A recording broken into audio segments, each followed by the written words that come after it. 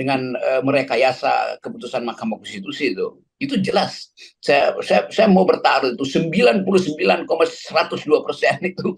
Pengamat politik Rocky Gerung kembali mengkritik keputusan MK soal batas usia Capres-Cawapres pada Selasa 17 Oktober 2023. Menurutnya, keputusan MK tersebut merupakan rekayasa dari Presiden Jokowi.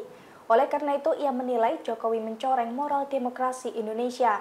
Terlebih, ia juga menduga bahwa Jokowi telah mengintervensi partai, cawe-cawe koalisi, dan lain sebagainya. Terserah Anda mau percaya apa enggak gitu.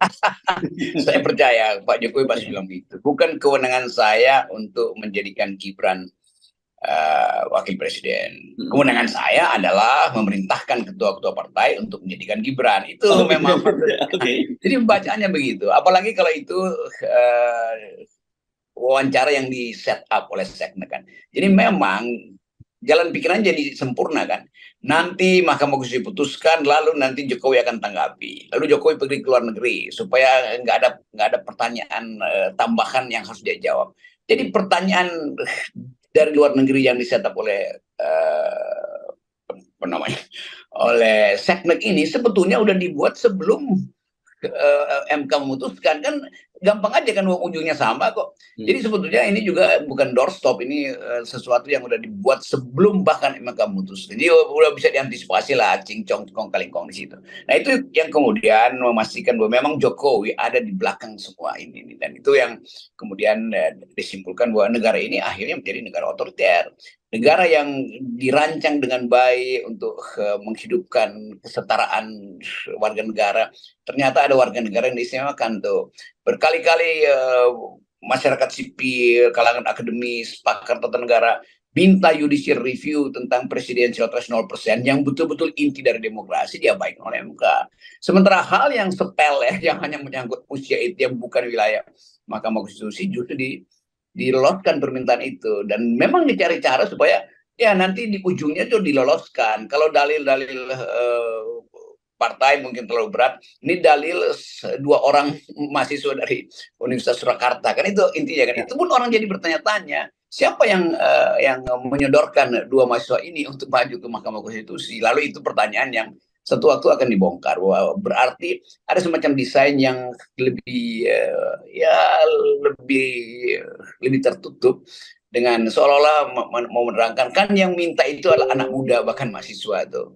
Nah satu waktu nanti ini bisa dibuka tuh apa sebetulnya rekayasa di belakang keputusan Mahkamah Konstitusi. Ya, kalau di media sosial nggak usah satu waktu, Bung Rocky, udah bisa dibongkar sekarang oleh media sosial gitu, disebutkan ini anaknya siapa dan bapaknya ini hubungannya dengan Pak Jokowi seperti apa, di media sosial udah muncul seperti itu.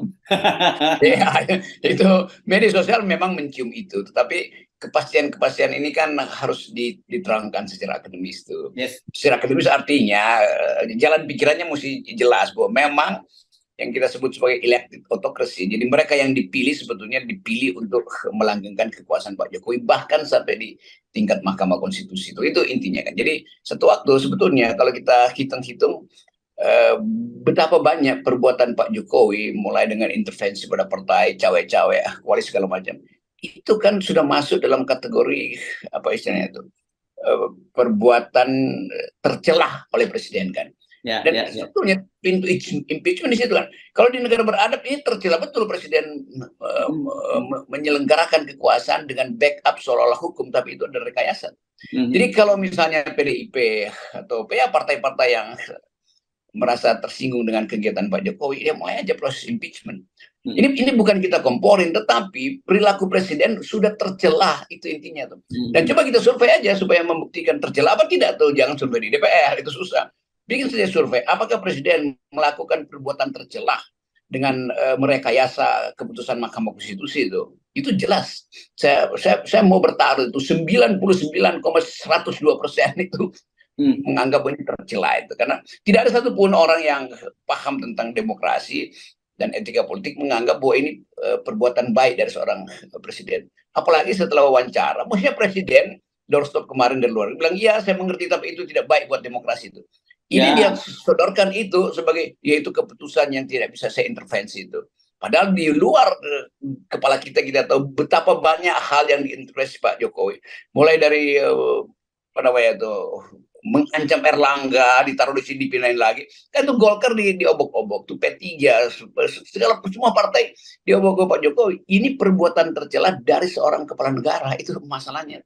Dan kita mesti jujur mengatakan bangsa ini dicoreng moral demokrasinya oleh Jokowi. Download Tribun X sekarang, menghadirkan lokal menjadi Indonesia.